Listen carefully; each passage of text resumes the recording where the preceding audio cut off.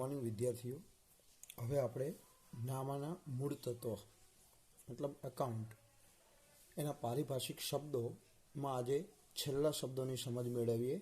અત્યાર સુધી તમે 20 શબ્દ જોયા હશે, આજે બીજા 10 એમ કરીને 30 શબ્દ સાથે પારિભાષિક શબ્દોની વાત પૂરી કરીશું। અને આ બધા જ પારિભાષિક શબ્દ એ હવે પછીનું એકાઉન્ટ સમજવા માટે ખૂબ જરૂરી છે। તો 21મા નંબરે શબ્દ આવે છે વાઉચર। વાઉચર કોને કહેવાય? આમ તો આપણી ભાષામાં કહીએ તો વાઉચર એટલે બિલ।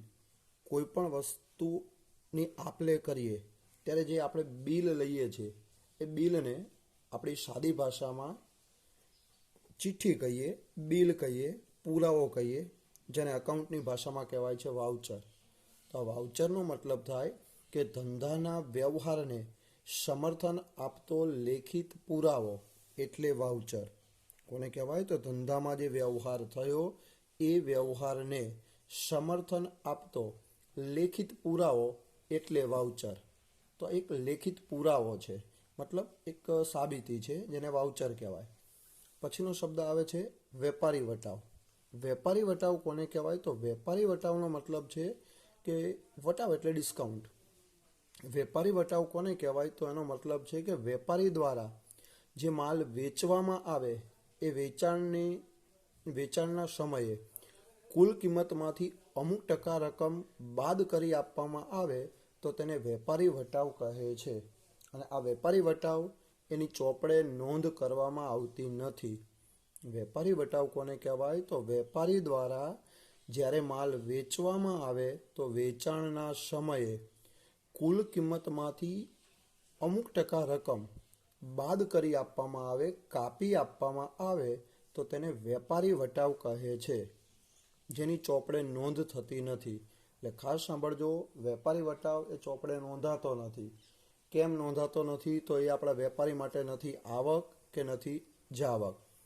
એ વેપારી જ્યારે માલ વેચે તો વેચાણના સમયે માલની જે છાપેલી કિંમત હોય એમાંથી અમુક ટકા રકમ એ કાપી આપે છે, જે ઉત્પાદક તરફથી આપવામાં આવતી હોય છે, માટે એની નોંધ ચોપડે થતી નથી। પછીનો શબ્દ આવે રોકડ વટાવ। કેશ ડિસ્કાઉન્ટ જેને કહેવાય, એ પણ ડિસ્કાઉન્ટ છે, ઓછી રકમ। પણ રોકડ વટાવ કોને કહેવાય? તો વેચાણ કરેલ માલની રકમ, એટલે આપણે ગ્રાહકને જેટલા રૂપિયાનો માલ વેચ્યો હોય એ રકમ, તો વેચાણ કરેલ માલની રકમ એ ઝડપથી પરત મળે, એટલે આપણે ઉઘરાણી ઝડપથી પાછી આવે, તો ઝડપથી પરત મળે એ હેતુથી ગ્રાહકને આકર્ષવા માટે મળવાપાત્ર રકમમાંથી જે રકમ કાપી આપવામાં આવે તેને રોકડ વટાવ કહે છે, અને એની નોંધ હિસાબી ચોપડે થાય। જો કેશ ડિસ્કાઉન્ટ કોને કહેવાય, રોકડ વટાવ કોને કહેવાય? તો માલનું જે વેચાણ કરેલું હોય એ વેચાણ કરેલા માલની રકમ એ આપણે ગ્રાહક પાસેથી ઝડપથી પાછી લેવી હોય, અથવા તો ગ્રાહકને આ રકમ પાછી આપે એ માટે આકર્ષવો હોય, તો વેચેલા માલની રકમ ઝડપથી પરત મેળવવા માટે કે તે પરત આપે એ માટે ગ્રાહકને આકર્ષવા માટે મળવાપાત્ર રકમમાંથી જે રકમ કાપી આપવામાં આવે તેને રોકડ વટાવ કહે છે, અને એની નોંધ ચોપડે થાય। એટલે વટાવના બે પ્રકાર, એક વેપારી વટાવ અને એક રોકડ વટાવ। પણ વેપારી વટાવ એ છાપેલી કિંમતમાંથી બાદ કરી દેવાય અને એની નોંધ ચોપડે ન થાય, જ્યારે રોકડ વટાવ જે ખરેખર વેપારીએ માલ વેચેલો હોય એ રકમ લેવાની હોય, પણ એમાંથી ઉઘરાણી ઝડપથી આવે એ માટે ઓછી રકમ લેવામાં આવે તો તેને વેપારી વટાવ તરીકે રોકડ વટાવ તરીકે ઓળખીશું। પછીનો શબ્દ આવે છે મળેલ વટાવ। રોકડ વટાવના બે પ્રકાર, એક મળેલ અને એક આપેલ। તો મળેલ વટાવ કોને કહેવાય? તો વેપારી દ્વારા માલ ખરીદવામાં આવે અને વેપારીએ ચૂકવવા પાત્ર રકમ ઓછી ચૂકવવાની હોય તો જેટલી રકમ ઓછી ચૂકવવામાં આવે તેને મળેલ વટાવ કહે છે, જે ધંધા માટે ઉપજ કે આવક ગણાય। જો મળેલ વટાવ કોને કહેવાય? તો વેપારી દ્વારા માલ ખરીદવામાં આવે એટલે આપણો વેપારી કોઈ પાસેથી માલ ખરીદે તો વેપારી દ્વારા માલ ખરીદવામાં આવે અને વેપારીએ જે રકમ ચૂકવવાની હોય એમાંથી ઓછી ચૂકવવાની રકમ થાય તો જેટલી રકમ ઓછી ચૂકવવાની થાય એને વટાવ મળ્યો છે એમ કહી શકાય. મળેલો વટાવ કોને કહેવાય? તો વેપારી દ્વારા માલ ખરીદવામાં આવે અને વેપારીએ ચૂકવવા પાત્ર રકમ ઓછી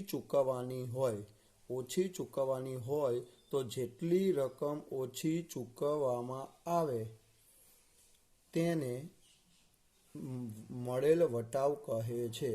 અને આ મળેલ વટાવ એ ધંધાની આવક કે ઉપજ ગણાય. એટલે ધંધાને આવક થઈ છે એમ માનીને એની ચોપડે નોંધ કરી દેવાની. પછીનો શબ્દ 25મો આવશે આપેલ વટાવ. આપેલ વટાવ જેવી રીતે પેલો વટાવ મળ્યો છે એમ આ વટાવ આપ્યો. મળેલ વટાવનો સંબંધ ખરીદી સાથે હોય તો આપેલ વટાવનો સંબંધ એ વેચાણ સાથે આવશે.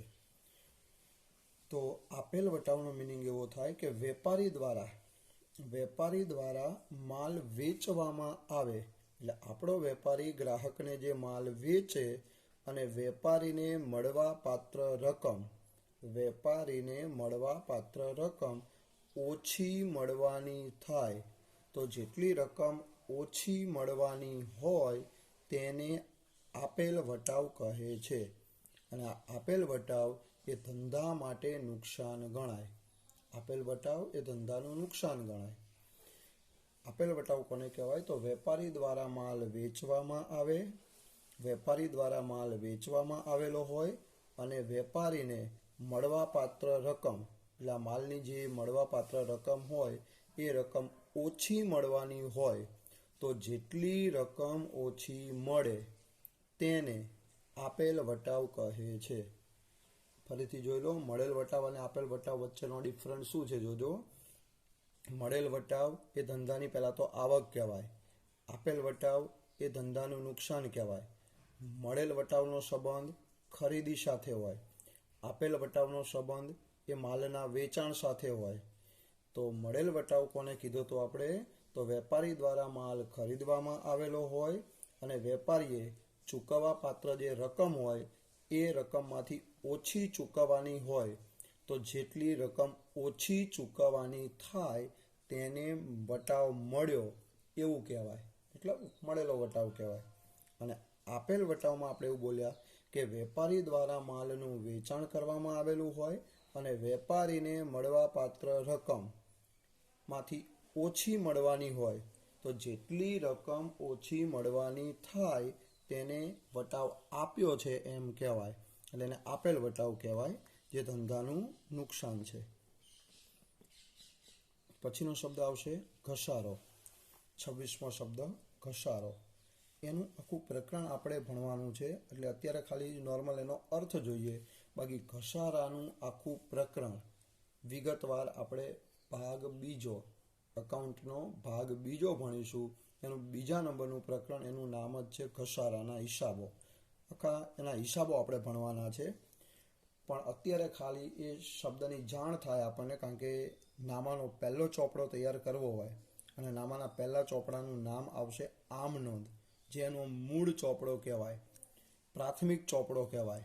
તો આ પ્રાથમિક ચોપડો બનાવવો હોય એટલે કે ટૂંકમાં નામું આપણે લખતા શીખવું હોય તો આ બધા જ પારિભાષિક શબ્દોની સમજૂતી આપણને ફરજિયાત હોવી જ જોઈએ.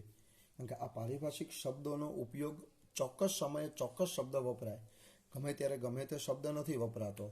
ક્યારે ઘસારો શબ્દ વાપરવો, ક્યારે વેપારી વટાવ શબ્દ વાપરવો, ક્યારે ખરીદી શબ્દ કહેવાય, કોને વેચાણ કહેવાય. એટલે બધા શબ્દો પ્રોપર જગ્યાએ વાપરવાના થાય છે. એટલે આ શબ્દ આપણા માટે બહુ જ અગત્યના છે. 30 શબ્દ.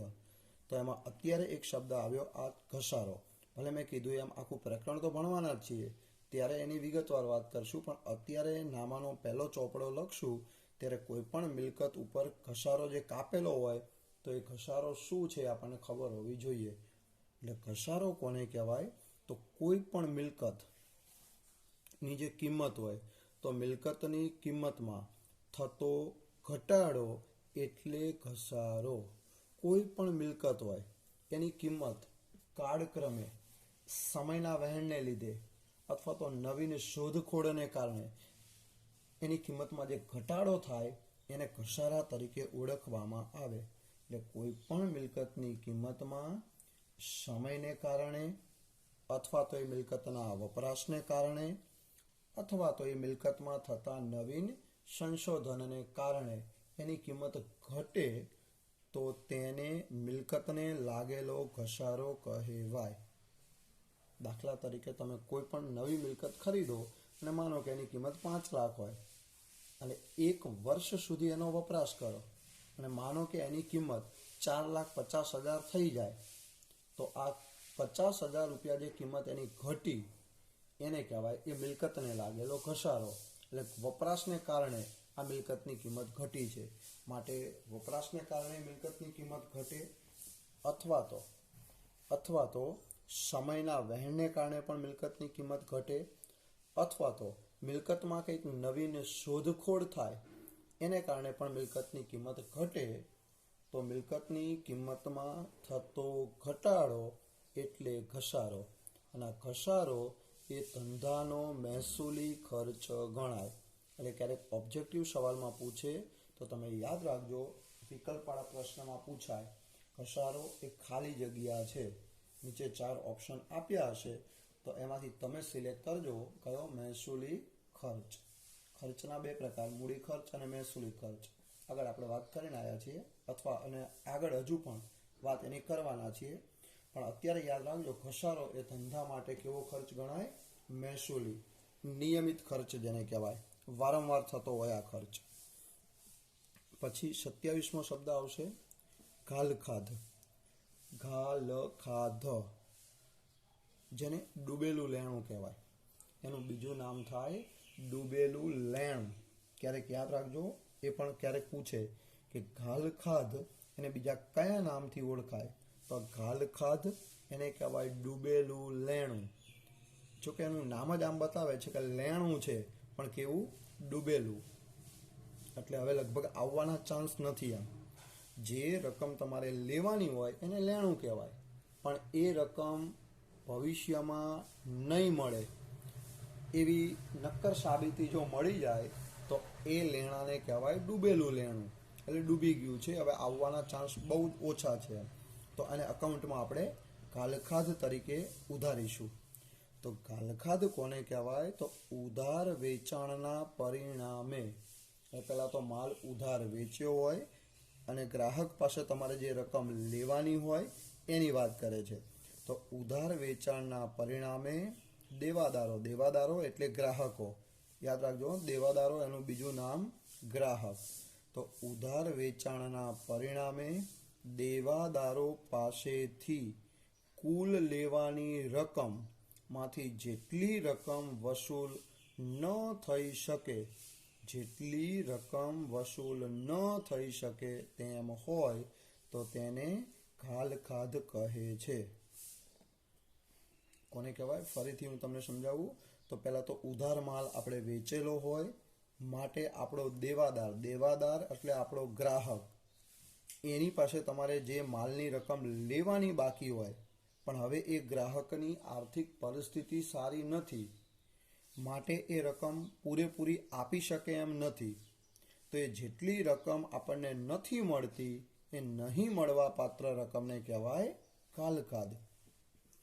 ફરીથી જોઈએ, અકાઉન્ટની ભાષામાં ઘાલખાધ કોને કહીશું? તો ઉધાર વેચાણના પરિણામે દેવાદારો પાસેથી કુલ લેવાની જે રકમ હતી એમાંથી જેટલી રકમ વસૂલ ન થઈ શકે, એટલે જેટલી રકમ આપણને ન મળે, જેટલી રકમ વસૂલ ન થઈ શકે તેમ હોય તો તેને ઘાલખાધ કહે છે. અને આ ઘાલખાધ એ ધંધા માટે ખર્ચ નથી પણ ધંધા માટે નુકસાન છે. આ પણ ખાસ યાદ રાખજો, ઘાલખાધ એ ધંધાનો ખર્ચ ન કહેવાય પણ ધંધાનું આકસ્મિક આવેલું નુકસાન કહેવાય. અને આ ઘાલખાધનું બીજું નામ પૂછે તો એનું બીજું નામ થાય ડૂબેલું લેણું. ડૂબેલું લેણું છે પણ કદાચ આવવાના ચાન્સ નથી, એ ડૂબી ગયું છે એવું માની લેવાનું. ત્યાર પછીનો શબ્દ છે 28મો શબ્દ આવશે ખાતું. એની પણ વિગતવાર ચર્ચા આપણે જ્યારે ખતવણીનું પ્રકરણ ભણીશું ને ત્યારે કરીશું. એટલે આ બધા આગળ શબ્દનો વારંવાર ઉપયોગ થવાનો છે, પણ અત્યારે ખાલી નામનો મૂળ ચોપડો તૈયાર કરવા માટે હવે પછીના શબ્દ પણ સમજવા પડે. તો ખાતું કોને કહેવાય? તો જે તે વસ્તુ કે વ્યક્તિને લગતા તમામ વ્યવહારો હિસાબી ચોપડામાં એક જ જગ્યાએ નોંધાય અને વ્યવહારનો સારાંશ જાણી શકાય તો તેને ખાતું કહે છે. ખાતું કોને કહેવાય? તો જે તે વસ્તુ કે સેવા, જે તે વસ્તુ કે સેવા કે વ્યક્તિ, જે તે વસ્તુ કે વ્યક્તિને લગતા તમામ વ્યવહારો હિસાબી ચોપડામાં એક જ જગ્યાએ મતલબ એક જ સ્થાને લખાય અને વ્યવહારનો સારાંશ જાણી શકાય તો તેને ખાતું કહે છે. અને આ ખાતું જે ચોપડામાં રાખવામાં આવતું હોય એ ચોપડાને ખાતા વહી કહેવાય. એ ચોપડાનું નામ છે ખાતા વહી. એટલે બધા ચોપડાઓના નામ થાય. ખાતા વહી નામનો ચોપડો એમ, જેમાં બધા જ ખાતાઓ હોય. ખાતું કોને કહેવાય? તો મેં કીધું જે તે વસ્તુ કે વ્યક્તિને લગતા તમામ વ્યવહારો હોય એની હિસાબી ચોપડામાં એક જ જગ્યાએ નોંધ થાય અને વ્યવહારનો સાર જાણી શકાય તો તેને ખાતું કહેવાય. પછી ખાતામાં બે બાજુ હોય. ખાતાની ડાબી બાજુ એને ઉધાર કહેવાય અને ખાતાની જમણી બાજુ હોય એને જમા કહેવાય. ખાતામાં દ્વિનોંધી નામા પદ્ધતિ પ્રમાણે બે બાજુ હોય. ખાતાની ડાબી બાજુને ઉધાર કહેવાય, ખાતાની જમણી બાજુને જમા કહેવાય. તો પછીનો શબ્દ જોઈ લઈએ 29મો ઉધારવું. ઉધારવું એટલે ઉધાર કરવું. ઉધારવું કોને કહેવાય? તો ધંધાના જે હિસાબો હોય એ હિસાબોમાં કોઈ ખાતું ઉધારવું એટલે ખાતાની ઉધાર બાજુ એટલે કે ડાબી બાજુએ હિસાબોની નોંધ લખવી એને કહેવાય ઉધારવું. કોઈ પણ ખાતાની ઉધાર બાજુ એટલે કે ડાબી બાજુએ કોઈ પણ હિસાબો લખવા એને કહેવાય ઉધારવું. અને જમા કરવું કોને કહેવાય?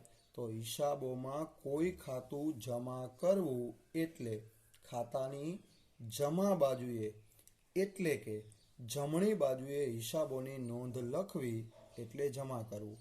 ધંધાના કોઈ પણ હિસાબો હોય એને ખાતાની ઉધાર બાજુએ એટલે કે ડાબી બાજુએ લખવો એટલે ઉધારવું. અને ધંધાના કોઈ પણ વ્યવહાર હોય એને ખાતાની જમા બાજુએ એટલે કે જમણી બાજુએ એની નોંધ લખવી એટલે જમા કરવું. તો ખાતામાં બે બાજુ હોય. ખાતાની ડાબી બાજુને ઉધાર બાજુ કહેવાય, ખાતાની જમણી બાજુને જમા બાજુ કહેવાય. કોઈ પણ ખાતાની ડાબી બાજુએ જે તમે નોંધ લખો છો એને કહેવાય ઉધારવું. અને ખાતાની જમણી બાજુએ જો વ્યવહારો લખવામાં આવે તો એને કહેવાય જમા કરવું.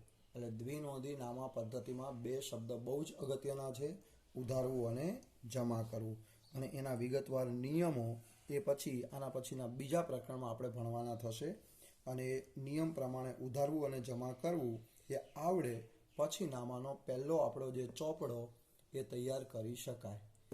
તો અહીંયા આપણે આ બધા જ પારિભાષિક શબ્દો 30 પૂરા થાય એટલે કે આપણું પહેલું ચેપ્ટર પારિભાષિક શબ્દો એ અહીંયા પૂરા કરીશું.